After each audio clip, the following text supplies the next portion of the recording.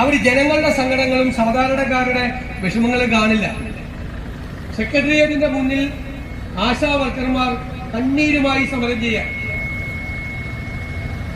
കേരളത്തിന്റെ സമര ചരിത്രത്തിൽ ഇതുവരെ ഇല്ലാത്ത അപമാനമാണ് ആ ആശാ വർക്കർമാരായ സ്ത്രീകൾ നേരിട്ടുകൊണ്ടിരിക്കുന്നത്.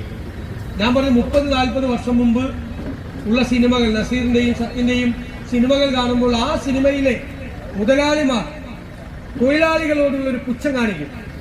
അതിനേക്കാൾ മോശം പുച്ഛത്തിലാണ് നമ്മുടെ സംസ്ഥാനത്തെ മന്ത്രിമാർ ഈ ആശാ വർക്കർമാരോട് കാണിക്കുന്നത്.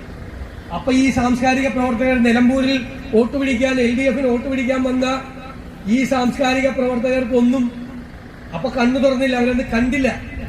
അപ്പോഴും ഈ ഗവൺമെന്റിന്റെ കീഴിൽ പ്രവർത്തിക്കുന്ന സാഹിത്യ അക്കാദമിയുടെ ചെയർമാനായ ശ്രീ സച്ചിദാനന്ദൻ കവി, അദ്ദേഹം നമ്മുടെ കൂടെയുള്ള ഒരാളല്ല, ഇടതുപക്ഷ സഹയാത്രികനാണ്. പക്ഷെ ഞാൻ അദ്ദേഹത്തിന് ഒരു അഭിവാദ്യം അർപ്പിക്കുകയാണ് ഈ സമയത്ത്. അദ്ദേഹം അവരുടെ സങ്കടം കണ്ടു, അദ്ദേഹം അവർക്ക് അനുകൂലമായി അഭിപ്രായം പറഞ്ഞു. മല്ലിക സാരാഭായ് ഈ ഗവൺമെന്റ് കലാമണ്ഡലത്തിന്റെ വൈസ് ചാൻസലറാക്കിയ ഏറ്റവും പ്രമുഖയായ ആളാണ്. കോൺഗ്രസിന്റെ സഹപ്രവർത്തകയല്ല, ലെഫ്റ്റിന്റെ സഹയാത്രികയാണ്. അവര് ശക്തമായി പറഞ്ഞു, സാറ ടീച്ചർ പറഞ്ഞു, കുറെ നല്ല മനുഷ്യർ പറഞ്ഞു, കുറെ നല്ല മനുഷ്യർ.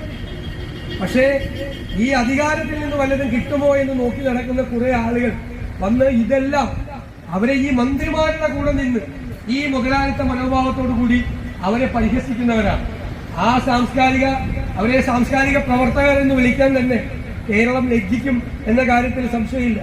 അവരുടെയൊക്കെ നടപടികൾ കേരളത്തിലൊരു വലിയ വിഭാഗം ജനങ്ങളുണ്ട്, അവർ നോക്കിക്കാണുന്നുണ്ട്.